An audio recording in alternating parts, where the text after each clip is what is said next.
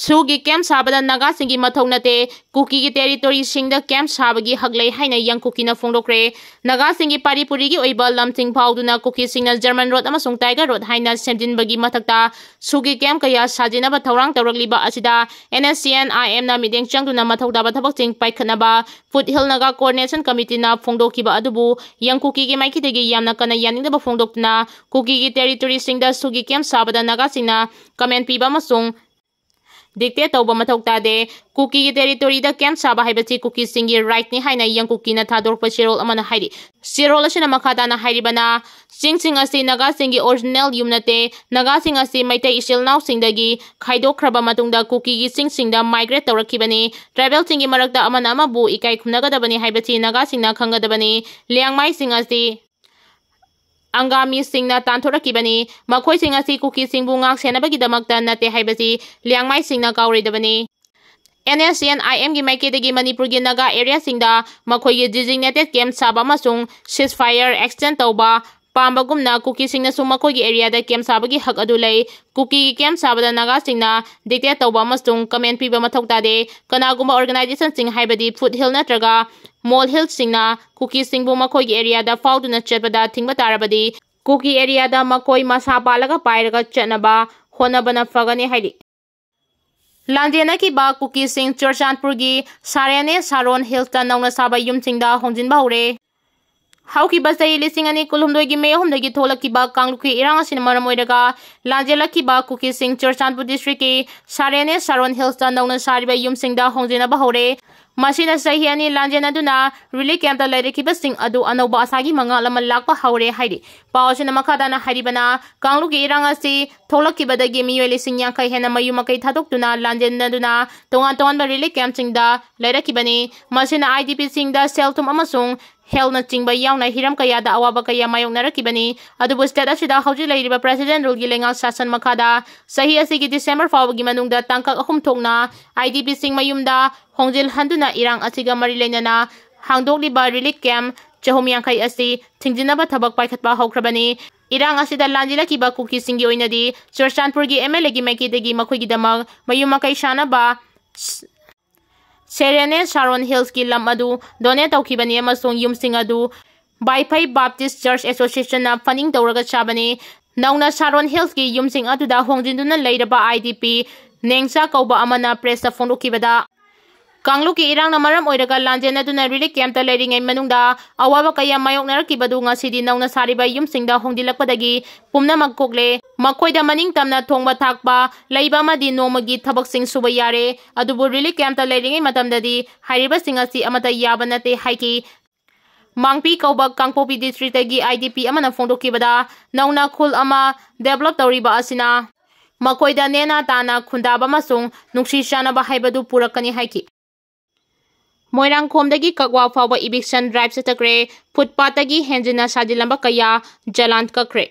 Imphal West District Administration gi maikidagi miyam satok sachin tawriba footpath singda lanai miyoi kayana yum shanaba nunglengoi yot paishinba yauna dukan phamjilamba singi mathakta chatharakpa drive ki manung chana ngasi district asigi manung chana leiriba Moirangkhomdagi kakwa fawba eviction drive chathakre District Administration gi makhada Additional District Magistrate Jadumani na lead tawraga Revenue Department Manipur Police amasung CRPF ki ahenba force sing yauna chathakiba drive adugi manung chana lambida paishilamba nunglengoi yauna atai Posai dukan phamjilamba ching amasung hnjinnakhre sajilamba ching JCP sinaduna sidoki amasung koktoki drive adugi matangda Additional District Magistrate Jadumani na haikibada footpath posai paishinba amasung hotel na chingba phamjinba kaya asina miyam chathok chachin yauna khudong chadaba maram ama mayok narakpadagi ngasigi drive asi sathakibani drive asi sathadringagi mamangda notice issue tawduna isana khangna laukthoknaba amasung sidongnaba khanganba laikre adumoinamang miyamna district administration na thongliba order adu kari amata thauchadana hairiba thawong ching asi makhatana chatharakpadagi hairiba thawong asi sathagibani footpath hotel amasung dukan phamjinba pochai paisileba sing asi illegal oi masi makhatana tawbiganu ngasigi drive aduda footpath gi hnjinnakhre sajilamba kaya amasu thengnai ain kaina pochai paisilamba sing amasung sajilamba sing district magistrate maikidagi chalan kaki makhatana drive asi letana chathagigani masida miyamna su mapung phana cooperation pibiyu chathariba drive asi miyamda hena nungainabagi damaktani haina phongdoki Dolai thabidagi lanjenakhiba khunjasing mayumda hanjinaba honabada security force na thatuna chalhankidre. Kangluki irang namaram oiraga Imphal ke dolai thabi amasung masigi akoibeda khulgi miyoising lanjelaktuna sajiwa amasung saumbungi relief camp da leiriba singna ngasi ayu makoigi khulda sangduna kari phibam oiribagi haibadu yengsinaba honabada security force na dolai thabi gate thatuna chalhankidre. Thaudo adu namaram oiraga nakalani ki marakta sauna muknaba thokre. Adubu ahenba security force kaya thomjilaktuna IDP sing adu mafam adudagi khongpham ama phawba lenghandana thamkhre. Thaudo thokpamdagi phangba pawgi matung inadi ngasi ayu pung mapalom tabada sajiwa amasung saumbung relief camp da leiriba dolai thabi yengkhomang amasung ikaugi khonjasing bus amasung atai gari singda tonglaga pukhau tezpur phawba laki loinana mafam adudagi khongna makoi gi khulsing aduda sangsinaba honabada yamlaba security force ki kangusing aduna dolai thabi gate thinglaka thamgi khonjasing ge maikidagi phongdokibada makoi asi hingna sibaga chapmanare mafam aduda sangsinduna leiba yadabaso makoi na matam sangna hundoklamlaba yum inkolsing adu karamna tawribagi haibadu yengba yahanbiyu mafam aduda makoi permanent oina leitrabasu yai haina phongdoki adubu security gi maikidagi namduna miyo emata mafam aduda sanghankidre masina maram oiraga nakalani gi manakta muknaba adu thokibani police ki makok thongba official amana phongdokibada makhataba pamdaba thawdok sing thoktanaba section thawrang oina IDP sing aduna haudimaki oina makoi gi khulsing aduda changbada thingbadu pikibani makoibu haudik detain tawduna changhandana thamliba pukhau tezpur hairiba jaga asi pukhau tezpur asi kilometer 2.5 lapi pukhau tezpur asi yamna sensitive oiba khudong thiningai oiba mafam amasu oiribani Kangluki irang asina haugalakpa matamda thengnariba Kangpopi district ki singthaktagi yamna toina attack tawrakiba mafam amani irang asi laksinabagi damakta Police CRPF ki nupi company ama amasung ahenba force kaya deploy tawre district administration amasung senior police officer sing maikidagi local leaders singa wari sanaduna solution ama purangnaba honari loinana senior police officer sing maikidagi su haudik lairiba situation ase yamna kupna monitor tawri haina phongdoki Mahur Tamenglong highway gi landslide ta miyo NSCN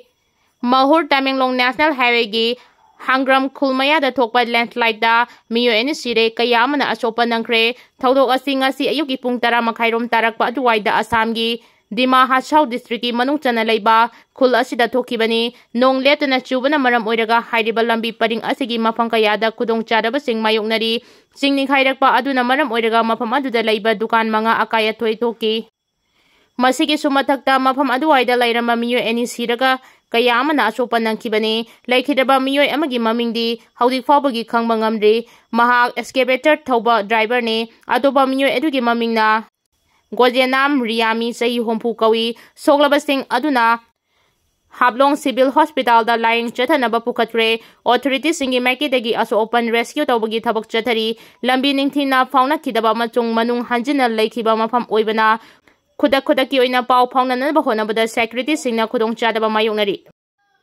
Punit Kumar bu Manipur ki Chief Secretary oina hablakre Manipur thokliba sahi ani helaba irang ase mahausa gi phibamda hanjinaba honaduna lagliba Manipur ki Chief Secretary Prashant Kumar Singha gi mahuta Punit Kumar Goyal bu anauba Manipur ki Chief Secretary oina ba center na ayaba pirakre Department of Personnel and Training na lisingama chama panmaurama toy base ki IS officer Punit Kumar Goyal bu intercadre deputation na Manipur ki Chief Secretary oina proposal tawrakibabu Union Cabinet Appointment Committee na ayaba pikibani masiga loinana Arunachal Pradesh Goa Mizoram amadi Union Territory AGMUT dagi Manipur cadre da laktuna mathang chahi ki August 18 fawba Manipur ki Chief Secretary oina thaupunaba center ki Deputy Secretary Anis Kanmani joina ngarang order ama thokre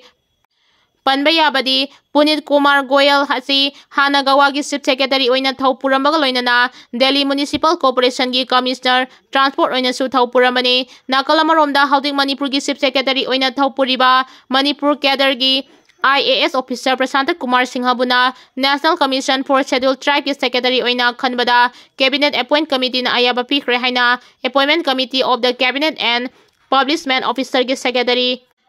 Manisha Saxena na ngarang order ama thokre